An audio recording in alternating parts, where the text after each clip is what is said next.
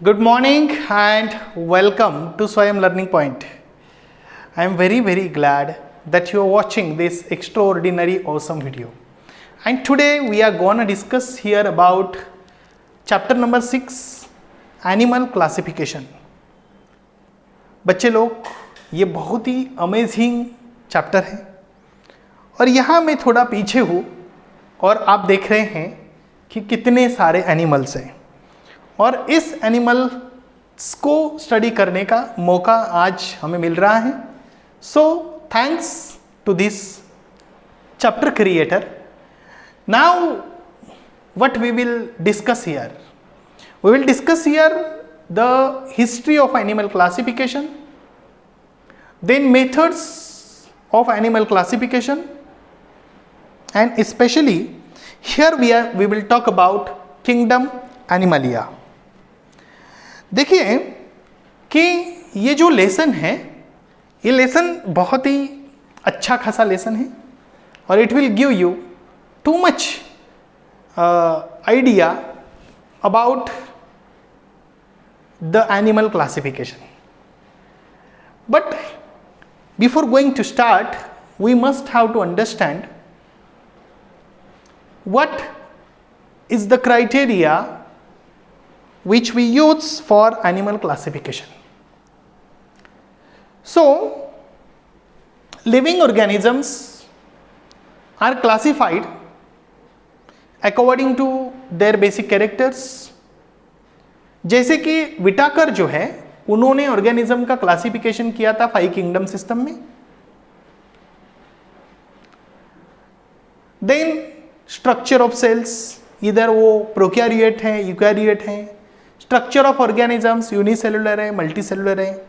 और वो जो न्यूट्रिशन लेते हैं यानी जो खाना खाते हैं, अपना पोषण करते हैं, वो कैसे करते हैं? खुद बनाते हैं या दूसरे के ऊपर डिपेंड है? उसके ऊपर ऑटोट्रोप्स एंड हेटेरोट्रोप्स.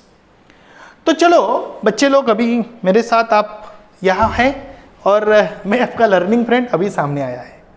सो यहाँ देखते हैं कि ये जो लिविंग ऑर्गेनिज्म का क्लासिफिकेशन है ये कैसे किया जाता है. तो सबसे पहले हम प्रोकैरियोटिक की बात करेंगे. प्रोकैरियोटिक में किंगडम मोनेरा, जिसके बारे में हम ऑलरेडी जान चुके हैं. दूसरी बात है यूकैरियोटिक सेल. यूकैरियोटिक में 2 टाइप है, unicellular and multicellular organism. Unicellular में हमने किंगडम प्रोटिस्टा की भी बात कर चुके हैं हम. ओके, मतलब हम पढ़ चुके हैं. मल्टीसेलुलर ऑर्गेनिज्म में भी with cell wall, without cell wall. With cell wall में आज तक हम ये देख चुके हैं कि ऑटोट्रोप्स और उसमें किंगडम प्लांटे. लास्ट ईयर में हमने देखा था व्हाट दैट थैलोफाइटा आपको याद है, टेरिडोफाइटा आपको याद है, ब्रायोफाइटा आपको याद है. ओ सर, वो तो याद है. ओके, यानी थैलोफाइटा, ब्रायोफाइटा, टेरिडोफाइटा, ये आपको याद है. आपको हेटेरोट्रोप्स, उसमें फंगाई, वो भी आपने पिछले स्टैंडर्ड्स में देखा है. यानी अभी तक, आज तक हमने क्या क्या देखा है? हमने kingdom Monera, then Protista, then Plantae and Fungi, ये सब का स्टडी हम कर चुके हैं. So thank you all those we already studied you. अभी हम हमारा स्टडी करेंगे. किसका स्टडी करेंगे? हमारा किंगडम एनिमलिया. तो हम एनिमलिया का स्टडी करेंगे. Animalia are the without cell wall organism और इसका स्टडी हम करेंगे.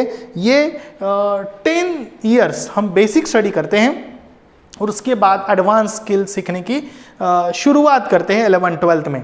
तो ये जो बेसिक स्टडी है, इसमें से ये सभी चीज़ों को अच्छी तरीके से याद रखना.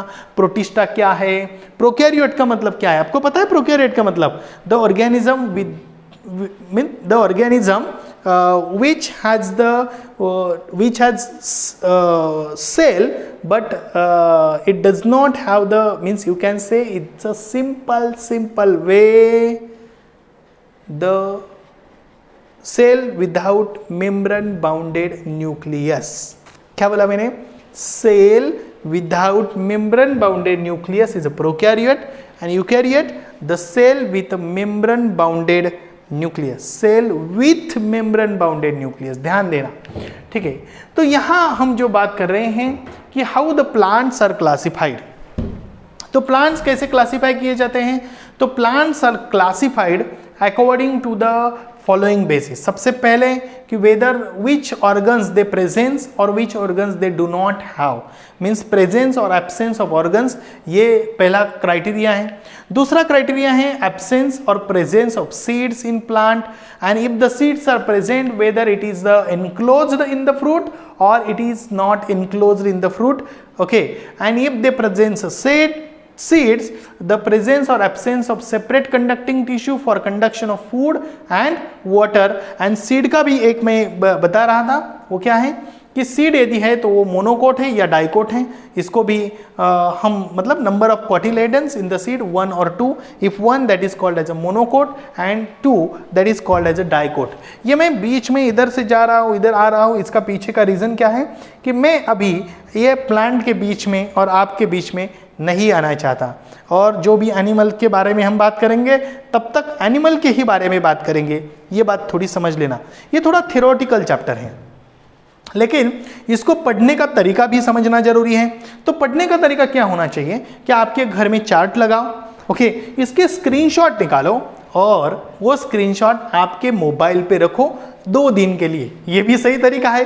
तो इसके लिए मैं थोड़ा पीछे हो जाता हूँ, क्योंकि ये स्क्रीनशॉट आप निकालेंगे, ये स्क्रीनशॉट आपके मोबाइल पे रहेगा दोपहर को 2 बजे तक, दूसरा स्क्रीनशॉट रहेगा, फिर 2 बजे के बाद तीसरा स्क्रीनशॉट रहेगा, फिर ऐसे करके हर 3-3 घंटे में स्क्रीनशॉट एक स्क्रीनशॉट आपके मोबाइल का वॉलपेपर होना चाहिए। एक दिन के लिए एक होगा तो भी चलेगा, अच्छी आइडिया है। और क्योंकि हम मोबाइल से जुड़े हुए हैं तो मोबाइल की बात करेंगे। हमारा लैपटॉप होगा तो लैपटॉप का वॉलपेपर उसी का बनाओ, ठीक है। और शायद आप ऐसे कर सकते हो कि इस वीडियो के छोटे छोटे अंश भी हम करने की कोशिश करेंगे, ताकि वो पर्टिकुलर टॉपिक आपके जो मतलब एकदम इजीली आप इसको अटैच करके इजीली आप उसको देख सकते हैं, ठीक है। गुड। तो आपको प्लांट का क्लासिफिकेशन कैसे करते हैं ये समझ में आ गया। अभी हम जो बात करेंगे यहाँ नेक्स्ट देखेंगे क्या है, नेक्स्ट क्या देखना जरूरी है। Oh good. तो what's these are the various animals.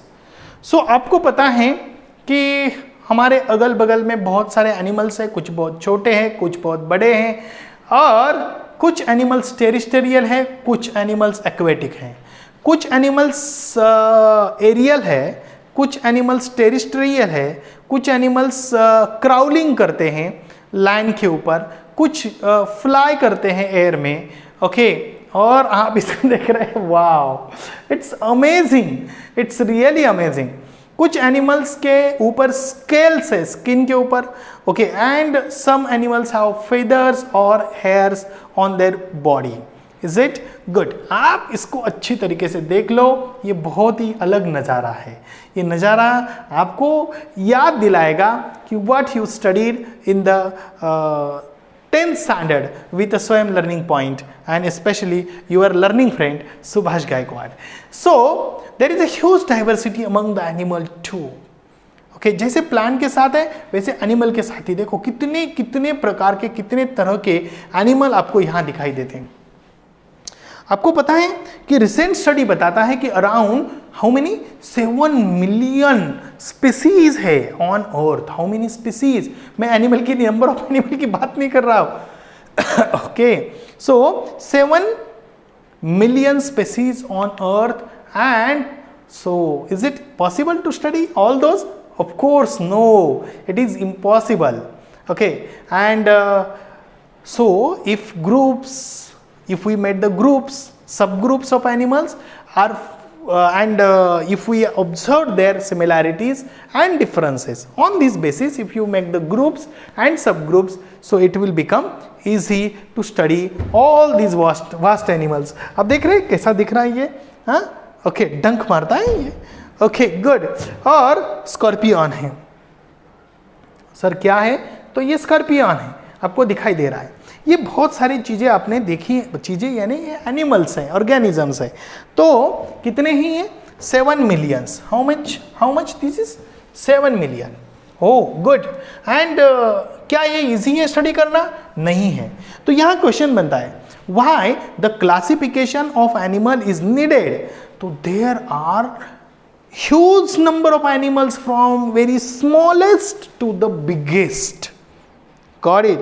And are almost 7 million species on this planet, and so it is very difficult to study them each one by one. So what we do some groups, we do some subgroups, considering their similarities, considering their differences, and made it easy to study. Okay, good. तो यहाँ हम बात कर रहे हैं कि what is the animal classification? Animal classification is formation of groups and subgroups depending on similarities and differences. Okay, this is what the animal classification. Sir, what animal classification is? Formation of groups and subgroups of all animals depending on their similarities and differences among these animals. It's called as an animal classification. So what the animal classification? It's very simple. Formation of group and subgroups means depending on their similarities and differences among all the animals. It's an animal classification, or this is become easier to study such kind of animals. तो चलो journey देख लेते हैं कि किसने ये study किया, कौन है ये लोग, क्या क्या किया उन्होंने.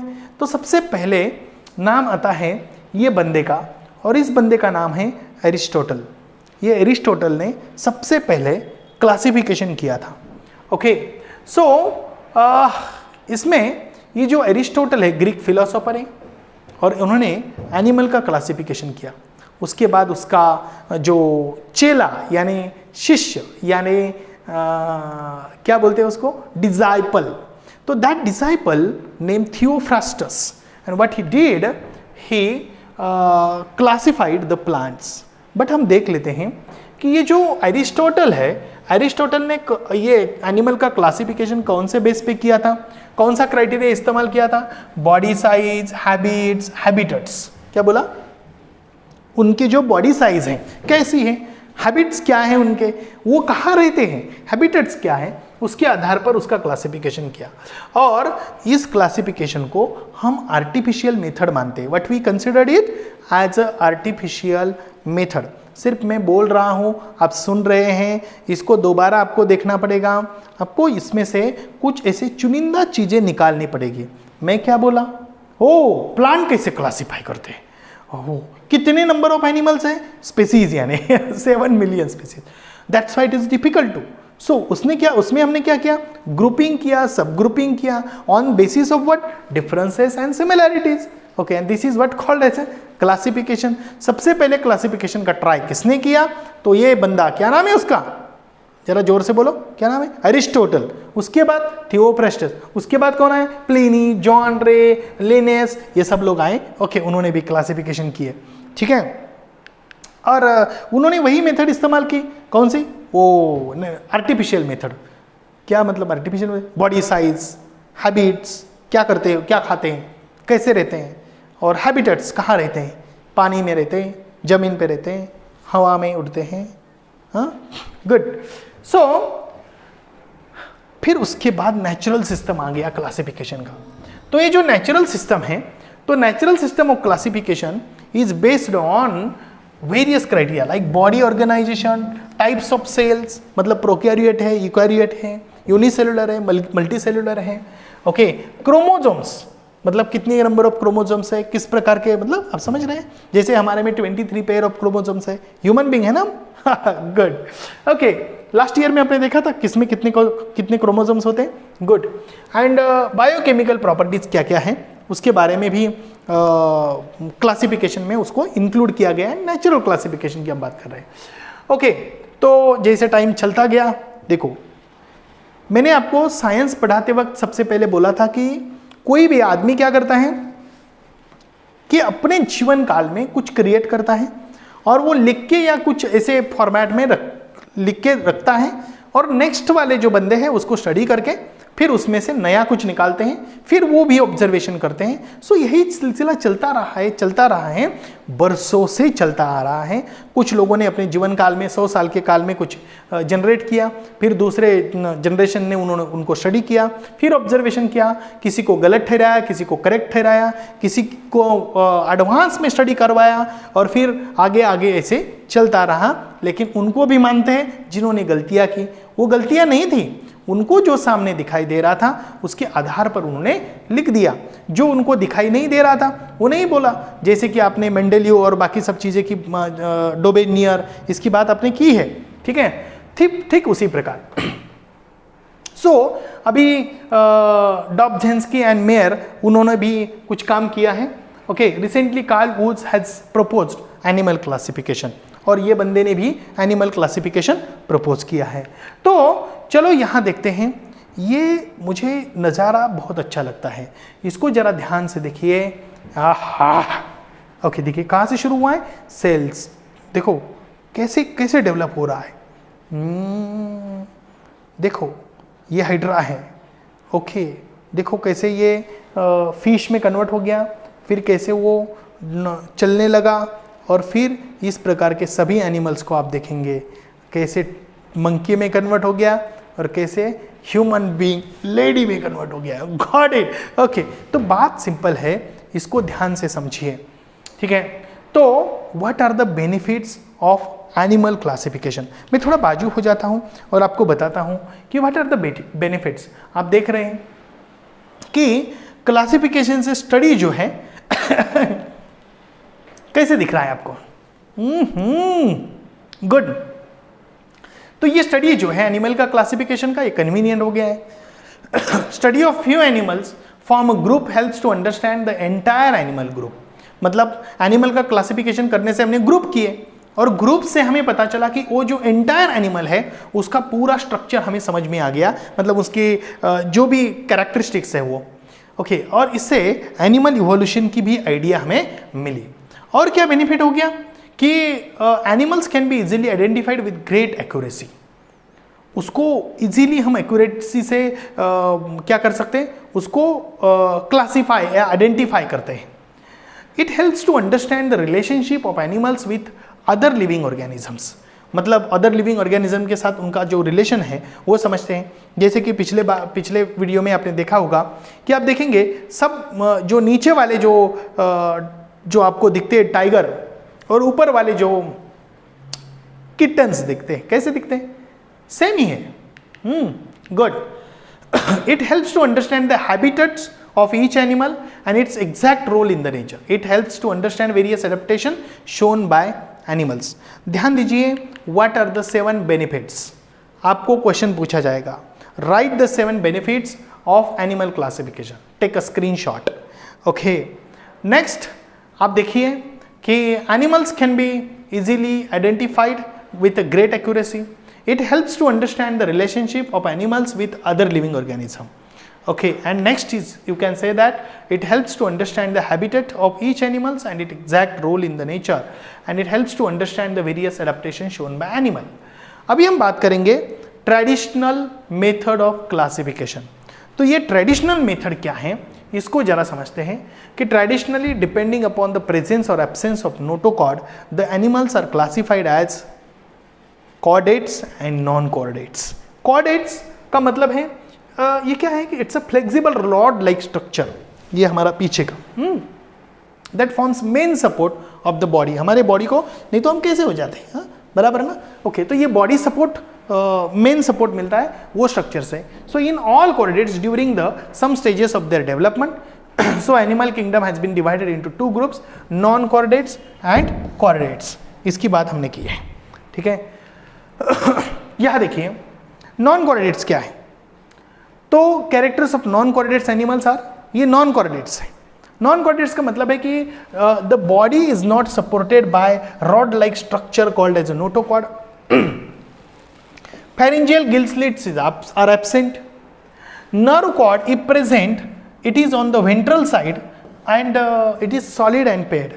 Sir, nerve cord if present, it is if nerve cord is present it is on ventral side, इसको हम वेंट्रल साइड बोलते हैं, और इसको हम डोर्सल, पीछे वाले हमारी साइड, इसको क्या बोलते हैं, डोर्सल साइड। ये क्या है, ventral side.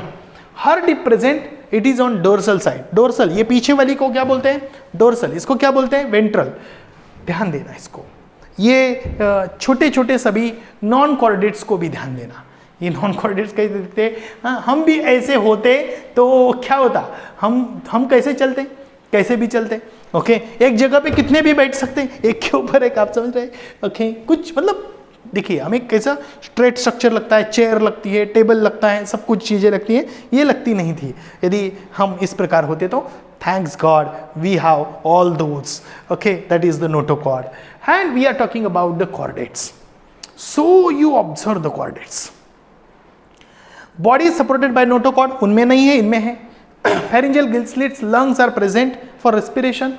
Nerve cord is present, it is on the dorsal side of the body and it is hollow. It contain the nerve, मतलब nerve cord कैसी होती है, hollow होती है, और कहाँ होती है, dorsal यानी पीछे वाले बाजू में। और heart is present on ventral side of the body. आपको अभी ये समझ आ गया है कि कॉर्डेट्स और नॉन कॉर्डेट्स का फर्क भी आपको क्वेश्चन में हो सकता है। What is the difference between chordates and non chordates? Sir ये एनिमल का स्टडी करके हम करेंगे क्या?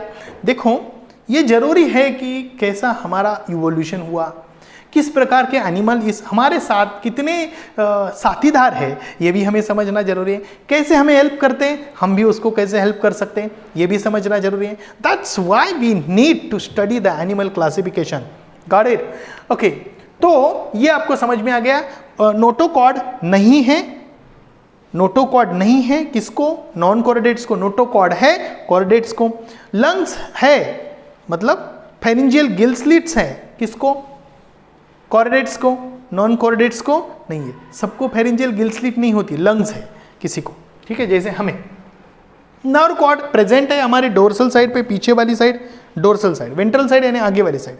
हार्ट प्रेजेंट है वेंट्रल साइड पे, उसका अलग है। If present, heart is at the back side मतलब डोर्सल साइड, और वेंट्रल साइड पे क्या है? Nerve cord if present. यहां हम बात करेंगे, notochord is a long rod like support structure. ये नोटोकॉर्ड है, present on the dorsal side of animal body. It keeps the nerve tissue isolated from remaining body. तो हमारी जो नर्व टिश्यू है, इसके कारण हम थोड़े ज़्यादा सोचते हैं। तो नर्व टिश्यू हमारे क्या है? डिफरेंट है। अदर बॉडी पार्ट्स को भी नर्व सिस्टम है, मतलब न्यूरॉन्स है, लेकिन जो मेन न्यूरल पाथवे हैं ये डिफरेंट है, ठीक है।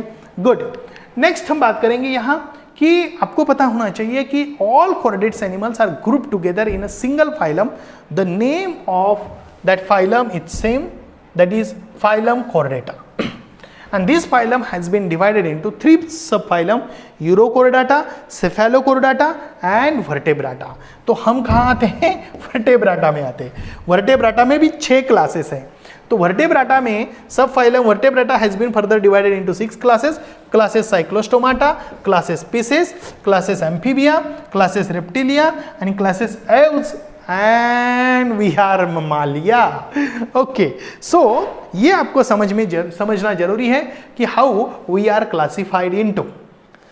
तो पीछे से एक बार जरा ध्यान से देखते हैं कि आज के इस लेसन में हमने क्या क्या देखा। आपको याद है क्या क्या देखा? सर, एनिमल क्लासिफिकेशन की स्टार्ट की, वो प्रोकैरियोट, यूकैरियोट, वो यूनिसेलुलर, मल्टीसेलुलर, फिर उसमें with cell wall, without cell wall, ये सब चीज़ें देखी सर। ओके, क्लासिफिकेशन में किसने स्टार्ट किया क्लासिफिकेशन? एरिस्टोटल ने, फिर थियोफ्रास्टस, फिर प्लिनी, फिर वो बाकी मेयर वगैरह सब लोग आ गए, डॉब्झंस्की आ गया, और फिर उसके बाद कार्ल वूज आ गया। एनिमल क्लासिफिकेशन में हम आगे चले गए और फिर कॉर्डेट्स और नॉन कॉर्डेट्स की बात की, लेकिन उसके पहले हमने एनिमल क्लासिफिकेशन के पहले प्लांट्स का क्लासिफिकेशन देखा। कौन से क्राइटेरिया है प्लांट क्लासिफिकेशन के, वो देखे। प्रेजेंस और एब्सेंस ऑफ ऑर्गन से लेके मोनोकोट, डाइकोट के बारे में भी हमने बात की। आपको ये बात पता है कि हमने ये भी देखा कि बेनिफिट्स क्या क्या है क्लासिफिकेशन के। ओके, इससे क्या क्या होता है, क्लासिफिकेशन एग्जैक्टली क्या है, क्यों क्लासिफिकेशन की ज़रूरत है, ये सब चीज़ें हमने देखी। ये वीडियो को दोबारा रिविजिट करिए, रिविजिट करिए और फिर आगे चलिए। और हम यहाँ आगे हैं, अभी हम यहाँ से जर्नी शुरू करेंगे, लेकिन उसके पहले कुछ ऐसी चीज़ें देखेंगे क्लासिफिकेशन के ऊपर, और फिर हम फाइलम पूरी फिर से स्टार्ट करेंगे। लेकिन और एक वीडियो बनेगा, वो किसके ऊपर बनेगा? और क्लासिफिकेशन के डिटेल में जाएंगे, बॉडी ऑर्गेनाइजेशन से, मतलब बॉडी ऑर्गेनाइजेशन के ऊपर, फिर सिमेट्री और बाकी सब चीज़ें, छोटी छोटी चीज़ें हैं, वो भी देखेंगे नेक्स्ट वीडियो में। तब तक के लिए मिलते हैं, thank you, bye bye. Always you are welcome in Swayam learning point. एक बात ध्यान देना, ओके, तुम्हारे जितने भी दोस्त हैं उनको जरा बताना, क्या बताना, कि स्वयं लर्निंग पॉइंट में कैसे पढ़ाते हैं। Please, I am requesting you, because many of the people are not learning, they are just enjoying, but this is not enjoyment actually. Okay, learning is enjoyable, so make their learning enjoyable with the help of sharing our Swayam learning app with your friends on WhatsApp group. Share these videos, share these all those content which is available on store of the Swayam learning point. Thank you and bye bye.